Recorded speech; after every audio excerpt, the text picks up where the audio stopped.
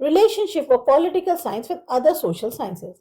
Being a social science, political science has relation with other social sciences.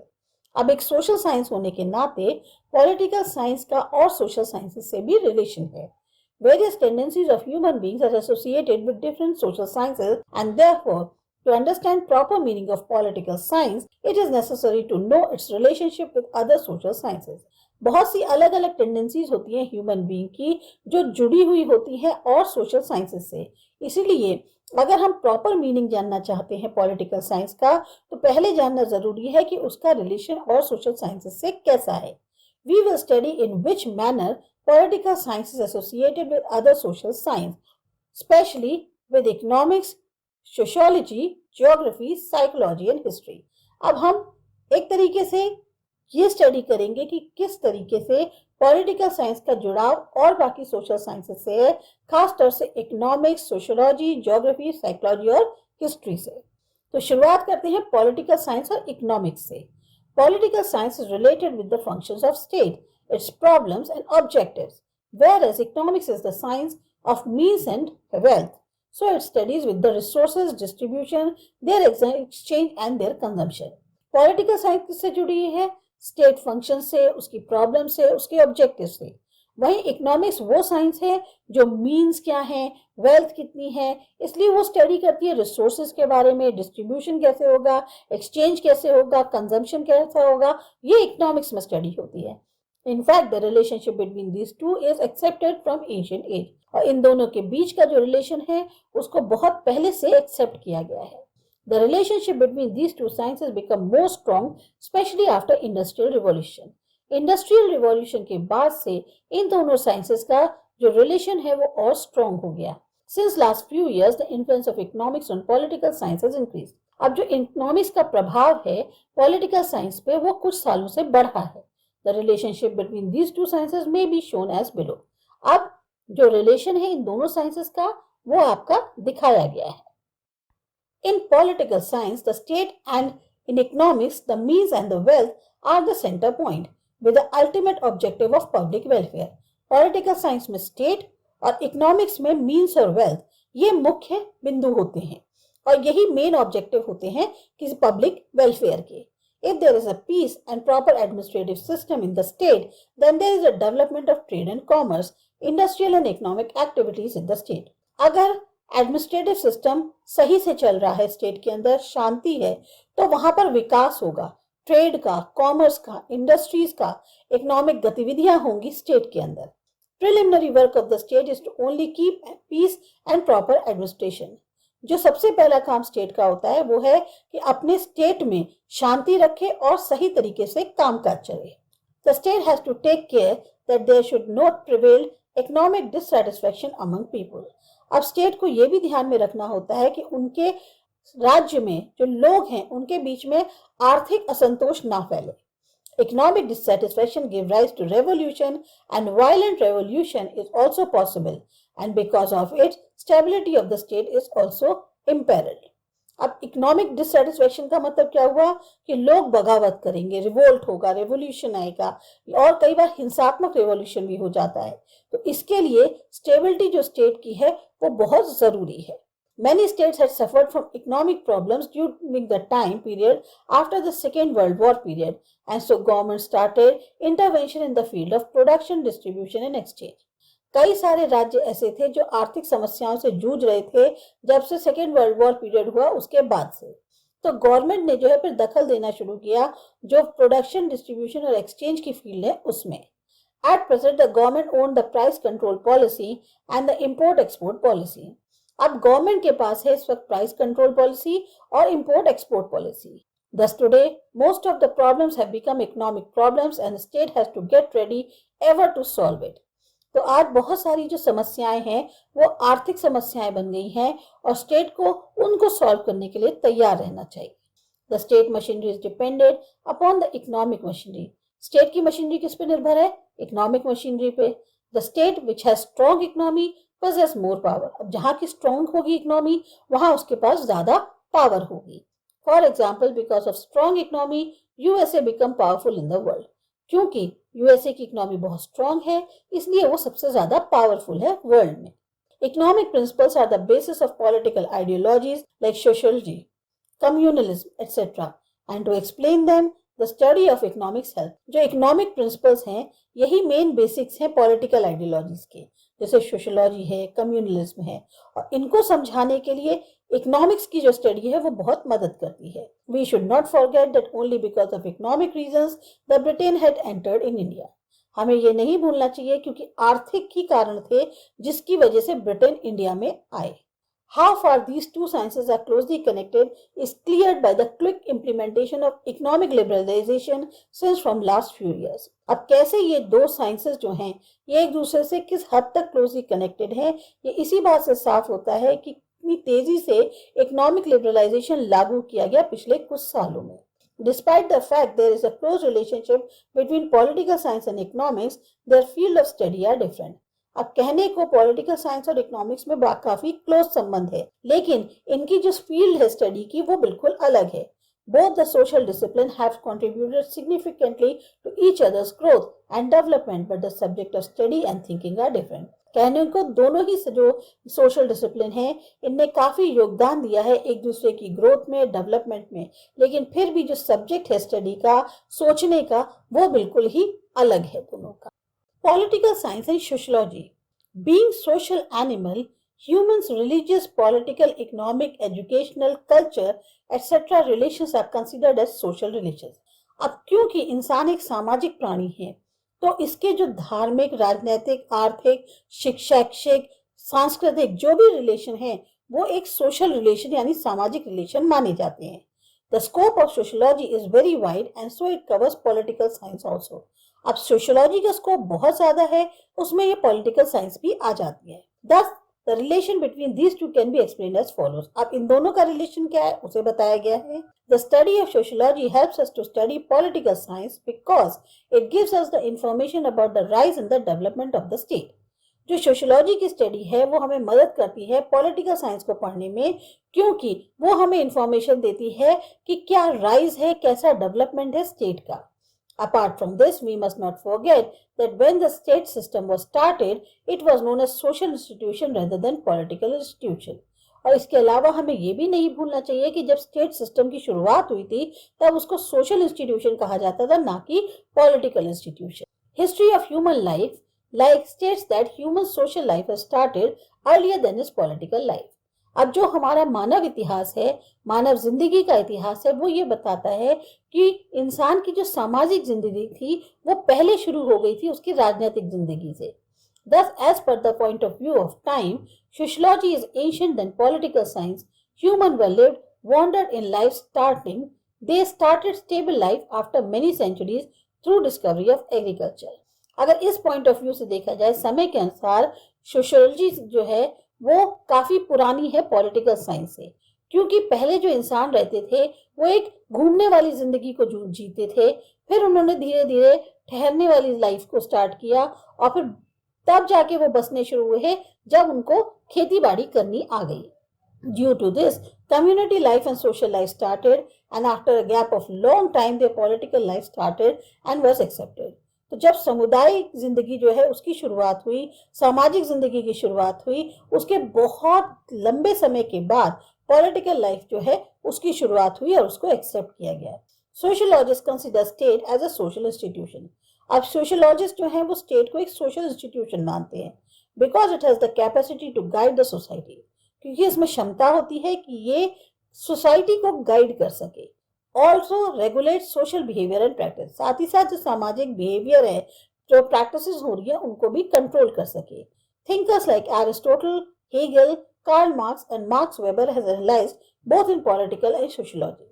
अब जो विचारक थे जैसे एरिस्टोटल हैं, हेगल हैं, कार्ल मार्क्स हैं, मार्क्स वेबर हैं, इन्होंने भी जो है पॉलिटिकल और सोशियोलॉजी दोनों में ही इसको एनालाइज किया. The close relationship between political science and social science has given birth to a new discipline called political sociology. अब ये जो एक गहरा नाता है पॉलिटिकल साइंस और सोशल साइंस के बीच में, इससे बर्थ हुआ एक नई डिसिप्लिन का जिसको कहते हैं political sociology. Political sociology had made significant theoretical contribution to political science in terms of concepts like political development, political modernization, political culture, etc. तो ये जो पॉलिटिकल सोशलॉजी है, इसने काफी ज्यादा थ्योरेटिकल योगदान दिया है पॉलिटिकल साइंस को। अगर इसके कॉन्सेप्ट्स हैं तो वो है political development, political modernization, political culture, etcetera. Relationship concerned with marriage, family, property, caste, inheritance, etc. are part of the study of sociology. अब ये जो संबंध है मैरिज के आपस में, फैमिली के, प्रॉपर्टी से रिलेटेड, ये सब किसके हिस्सा है? ये सब सोशलॉजी की स्टडी का हिस्सा है। However, decisions regarding all these social questions have to be taken by state. पर इन सब सोशल क्वेश्चन से रिलेटेड जो भी डिसीजंस हैं वो लेने का अधिकार किसके पास है? स्टेट के। In order to study nature and function of state, it is necessary to study nature, speciality and function of a society. अगर हम किसी भी स्टेट के नेचर या फंक्शन को स्टडी करना चाहते हैं तो बहुत जरूरी है कि उसके जो समाज है उसका नेचर, उसकी स्पेशलिटी और उसके फंक्शन को जाने। To study Indian society, its nature, its speciality, etc. must be studied. अगर इंडियन सोसाइटी को पढ़ना है तो पहले उसका क्या नेचर है, उसकी क्या खूबियां हैं, उसके बारे में स्टडी करनी होगी। To hold powers and in elections, issues like caste and religion connect political science with various organs and aspects of the society. अगर सत्ता चाहते हैं, पावर चाहते हैं, तो इलेक्शंस में ये जो मुद्दे होते हैं जैसे कास्ट हो गया, रिलीजन हो गया, ये जोड़ता है पॉलिटिकल साइंस को अलग अलग ऑर्गन से या पहलू से समाज के। States take decisions on behalf of the whole society and binding to all and social institutions and forces are influenced by these decisions. अब स्टेट जो है वो पूरे समाज के बिहाफ पे डिसीजन लेता है और सब के सब उससे बंधे हुए हैं, इसलिए चाहे सामाजिक इंस्टीट्यूशन है या फोर्सेस हैं, वो सब इन डिसीजन से प्रभावित होती है। Social change in desired direction and formation of desired social arrangement, it is accepted that state power to be used in modern time. अब क्योंकि हम सामाजिक बदलाव चाहते हैं एक डिजायर्ड डायरेक्शन में और फॉर्मेशन चाहते हैं एक सही तरीके के सोशल अरेंजमेंट की, तो उसको एक्सेप्ट किया जाता है कि स्टेट पावर जो है उसका इस्तेमाल होना चाहिए मॉडर्न टाइम में। Political science and geography, while considering both these sciences, it seems that there is a close relation between them. अब इन दोनों साइंस को जब आपस में कंसिडर किया तो समझ में आया इन दोनों का भी बहुत ज्यादा क्लोज रिलेशन है। Population, territories, government and sovereignty are included in the elements of state. So state is associated with definite geographical territory. अब कहने को population, territory, government और sovereignty ये सब elements हैं state के। तो state जो है वो किससे जुड़ा हुआ है? एक geographical territory से। Definite territory and government are the physical support of the state. एक territory, एक क्षेत्र और एक सरकार, ये दोनों physical support होते हैं state के। Many thinkers have stated about the political effect of geographical conditions.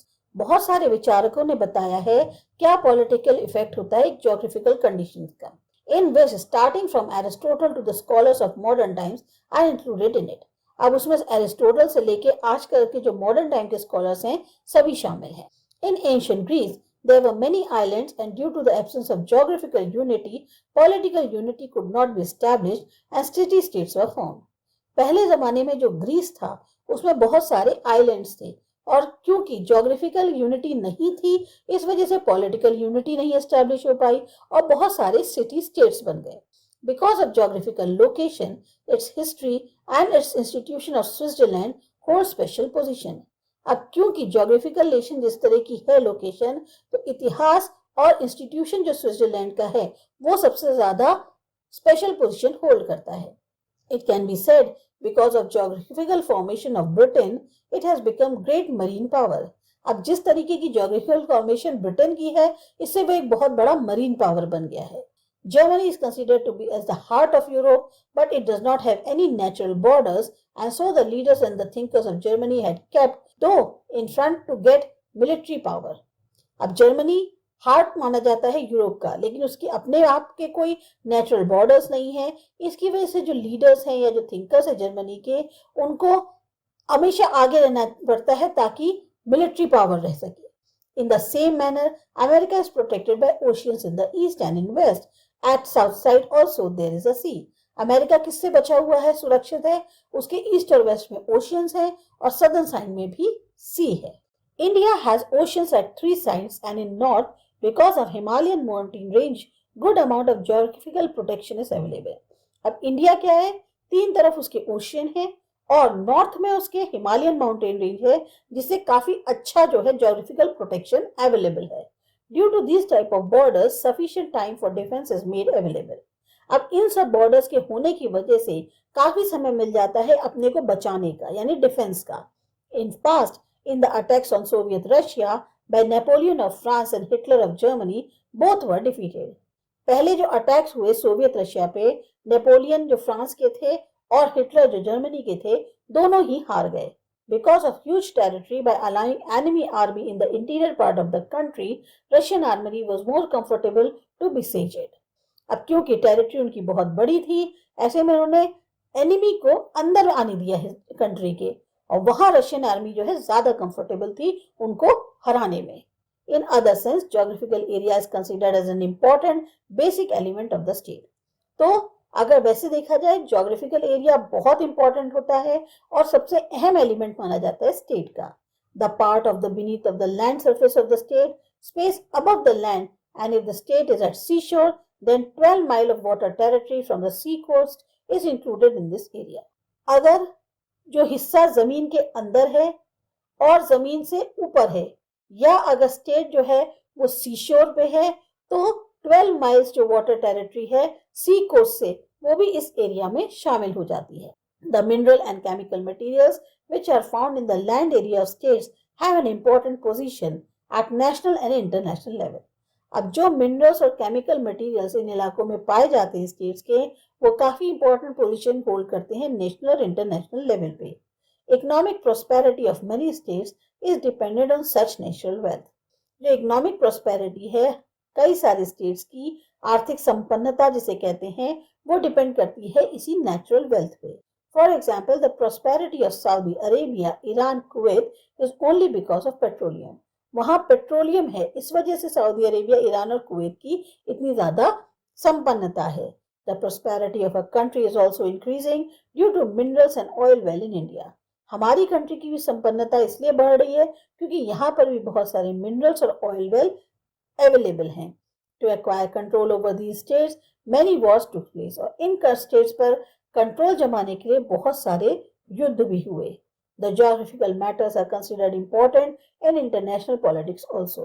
अब जो geographical मुद्दे होते हैं, ये भी बहुत अहम माने जाते हैं इंटरनेशनल पॉलिटिक्स में। The powerful states are always eager to influence or to conquer strategically significant area to increase their area.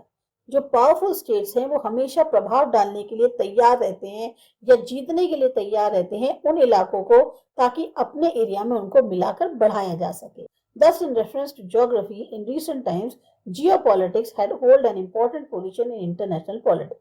अगर geography के रेफरेंस में बात करें तो अभी कुछ समय से geopolitics जो है उसने काफी important position hold करी है international politics में।